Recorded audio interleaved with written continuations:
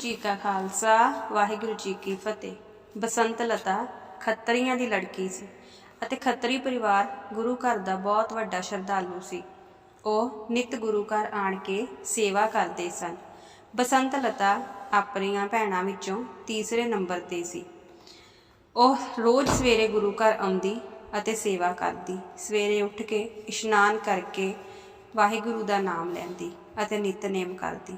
ਕੁਦਰਤ ਦੁਆਰਾ ਉਸ ਨੂੰ ਬਹੁਤ ਸੋਹਣਾ ਸਰੀਰ ਦਿੱਤਾ ਗਿਆ ਸੀ ਅਤੇ ਇਸ ਸਰੀਰ ਵਿੱਚ ਉਹ ਇੱਕ ਪਵਿੱਤਰ ਆਤਮਾ ਸਾਂਭੀ ਬੈਠੀ ਸੀ। ਇੱਕ ਦਿਨ ਖੱਤਰੀ ਨੇ ਗੁਰੂ ਜੀ ਨਾਲ ਸਲਾਹ ਕੀਤੀ ਕਿ ਬਸੰਤ ਲਤਾ ਦਾ ਕਿਤੇ ਰਿਸ਼ਤਾ ਕਰ ਦਿੱਤਾ ਜਾਵੇ, ਕਿਉਂਕਿ ਉਸਦੇ ਵਿਆਹ ਦੀ ਉਮਰ ਹੋ ਗਈ ਸੀ। ਪਰ ਜਦੋਂ ਇਸ ਗੱਲ ਦਾ ਬਸੰਤ ਲਤਾ ਨੂੰ ਪਤਾ ਲੱਗਾ ਤਾਂ ਉਹ ਬਹੁਤ ਰੋਈ ਅਤੇ ਉਹਨੇ ਕਿਹਾ ਕਿ ਨਹੀਂ, ਮੈਂ ਵਿਆਹ ਨਹੀਂ ਕਰਵਾਉਣਾ। ਮੈਂ ਤਾਂ ਮਾਤਾ ਸਾਹਿਬ ਕੌਰ ਦੀ ਸੇਵਾ ਕਰਨੀ ਹੈ। ਮੈਂ ਮਾਤਾ ਜੀ ਦੇ ਕੋਲ ਹੀ ਰਹਿਣਾ ਚਾਹੁੰਦੀ ਹਾਂ। ਪਰ ਜਦੋਂ ਫਿਰ ਵੀ ਉਸ ਨੂੰ ਪਤਾ ਲੱਗਾ ਕਿ ਉਸ ਦਾ ਪਰਿਵਾਰ ਵਿਆਹ 'ਤੇ ਜ਼ੋਰ ਪਾ ਰਿਹਾ ਹੈ ਤਾਂ ਉਹ ਮਾਤਾ ਸਾਹਿਬ ਕੌਰ ਜੀ ਦੇ ਚਰਨਾਂ ਵਿੱਚ ਆਣ ਕੇ ਕਹਿਣ ਲੱਗੀ ਕਿ ਮਾਤਾ ਜੀ, ਮੈਂ ਵਿਆਹ ਨਹੀਂ ਕਰਾਉਣਾ। ਮੈਂ ਤੁਹਾਡੀ ਸਾਰੀ ਉਮਰ ਸੇਵਾ ਕਰਨੀ ਹੈ ਅਤੇ ਮੈਨੂੰ ਆਪਣੇ ਚਰਨਾਂ ਵਿੱਚ ਜਗ੍ਹਾ ਦਿਓ।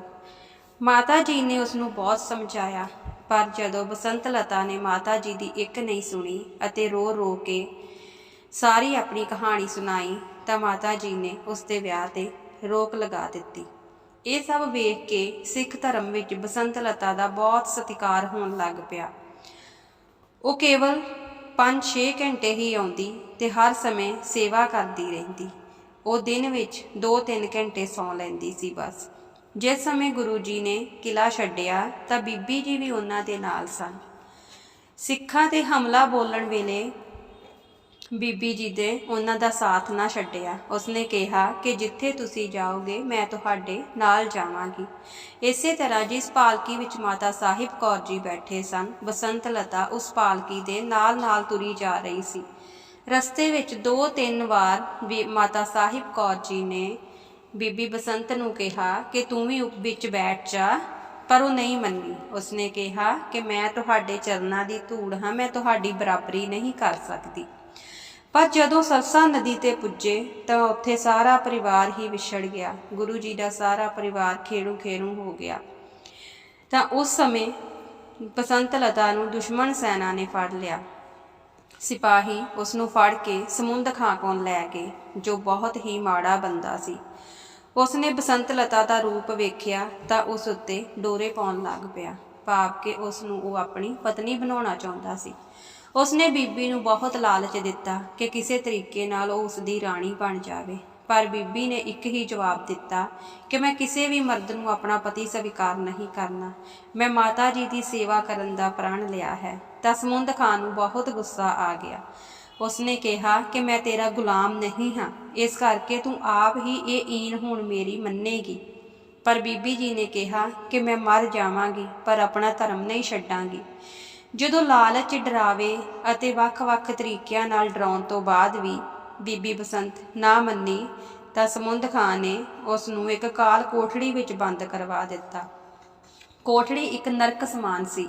ਕੋਠੜੀ ਵਿੱਚ ਕਿਰਲੀਆਂ, ਚੂਹੇ, 1000 ਤਰ੍ਹਾਂ ਦੇ ਜੀਵ ਜੰਤੂ ਸੀ ਅਤੇ ਬੀਬੀ ਜੀ ਨੂੰ ਉਸ ਕੋਠੜੀ ਵਿੱਚ ਬੰਦ ਕਰਨ ਤੋਂ ਬਾਅਦ ਸਾਰਾ ਕੁਝ ਬੁਝਾ ਦਿੱਤਾ ਗਿਆ। ਉੱਥੇ ਇੱਕ ਲਾਗੇ ਥੜਾ ਬਣਿਆ ਹੋਇਆ ਸੀ।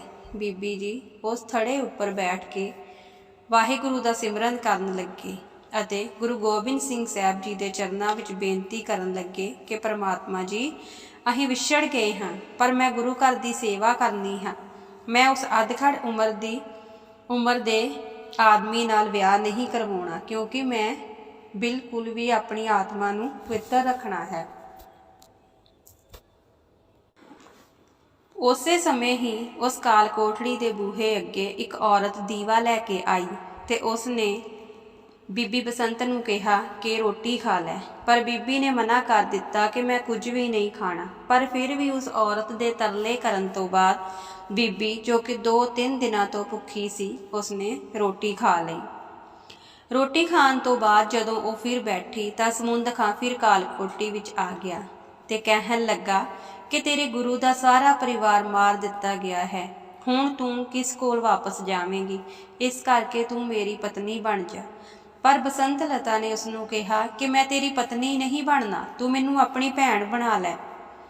ਬਸ ਸਮੁੰਦ ਖਾਂ ਉਸ ਸਮੇਂ ਪੂਰਾ ਰੱਜਿਆ ਪਿਆ ਸੀ। ਉਹ ਬੀਬੀ ਨੂੰ ਗੱਜ ਕੇ ਬੋਲਿਆ ਕਿ ਮੈਂ ਤੈਨੂੰ ਆਪਣੀ ਭੈਣ ਨਹੀਂ ਪਤਨੀ ਬਣਾਵਾਂਗਾ। ਜੇਕਰ ਤੂੰ ਮੇਰੀ ਗੱਲ ਨਹੀਂ ਮੰਨੇਗੀ ਤਾਂ ਮੈਂ ਜ਼ਬਰਦਸਤੀ ਕਰਾਂਗਾ। ਤਾਂ ਬੀਬੀ ਗੱਜ ਕੇ ਬੋਲੀ ਕਿ ਮੈਂ ਗੁਰੂ ਦੀ ਸ਼ੇਰਨੀ ਹਾਂ, ਮੈਂ ਕਿਸੇ ਕੋਲੋਂ ਡਰਨ ਵਾਲੀ ਨਹੀਂ ਹਾਂ। ਜਦੋਂ ਸਮੁੰਦ ਖਾਂ ਬੀਬੀ ਵੱਲ ਝਪਟਿਆ ਤਾਂ ਬੀਬੀ ਬਸੰਤ ਨੇ ਕਿਹਾ, ਉਹ ਵੇਖ ਪਿੱਛੇ ਆਪਣੇ ਮੇਰੇ ਗੁਰੂ ਖੜੇ ਨੇ, ਮੇਰੇ ਗੁਰੂ ਮੇਰੀ ਇੱਜ਼ਤ ਬਚਾਉਣ ਵਾਸਤੇ ਆ ਗਏ ਨੇ। ਮੈਂ ਇੱਥੇ ਨਹੀਂ ਰਹਿਣਾ, ਮੈਨੂੰ ਮੇਰੇ ਗੁਰੂ ਨੇ ਇੱਥੋਂ ਲੈ ਜਾਣਾ ਹੈ। ਤੇ ਇਹ ਕਹਿ ਕੇ ਬੀਬੀ ਬਸੰਤ ਉੱਚੀ ਉੱਚੀ ਹੱਸਣ ਲੱਗ ਪਈ। ਇਹ ਦੇਖ ਕੇ ਸਮੁੰਦ ਖਾਂ ਹੈਰਾਨ ਹੋ ਗਿਆ। ਜਦੋਂ ਉਸਨੇ ਪਿਛਾਂਹ ਨੂੰ ਵੇਖਿਆ ਤਾਂ ਉਸ ਦਾ ਸਰੀਰ ਉੱਥੇ ਹੀ ਪੱਥਰ ਹੋ ਗਿਆ, ਨਾ ਉਸ ਤੋਂ ਹਿੱਲਿਆ ਜਾਵੇ ਤੇ ਨਾ ਉਸ ਨੂੰ ਕੁਝ ਦਿਖਾਈ ਦੇਵੇ। ਉਸ ਦੇ ਪੈਰ ਗੱਡੇ ਗਏ ਤੇ ਉਸ ਦਾ ਸਰੀਰ ਕੰਮ ਕਰਨਾ ਛੱਡ ਗਿਆ। ਤਾਂ ਫਿਰ ਉਸ ਨੂੰ ਅਹਿਸਾਸ ਹੋਇਆ ਕਿ ਇਹ ਤਾਂ ਬਹੁਤ ਗਲਤ ਕੀਤਾ ਮੈਂ, ਕਿਉਂਕਿ ਉਸ ਨੂੰ ਪਤਾ ਲੱਗ ਗਿਆ ਕਿ ਇਹ ਕੋਈ ਮਾੜੇ ਮੋਟੇ ਗੁਰੂ ਦੀ ਭਗਤ ਨਹੀਂ ਹੈ। ਫਿਰ ਉਸਨੇ ਕਾਲਕੋਠੜੀ ਵਿੱਚੋਂ ਬੀਬੀ ਬਸੰਤ ਨੂੰ ਬਾਹਰ ਕੱਢ ਦਿੱਤਾ ਤੇ ਉਸ ਨੂੰ ਆਪਣੀ ਧਰਮ ਦੀ ਭੈਣ ਬਣਾ ਲਿਆ। ਅਤੇ ਜਦੋਂ ਤੱਕ ਹਾਲਾਤ ਠੀਕ ਨਹੀਂ ਹੋਏ, ਬੀਬੀ ਨੂੰ ਪੂਰੀ ਇੱਜ਼ਤ ਨਾਲ ਆਪਣੇ ਮਹਿਲ ਵਿੱਚ ਰੱਖਿਆ।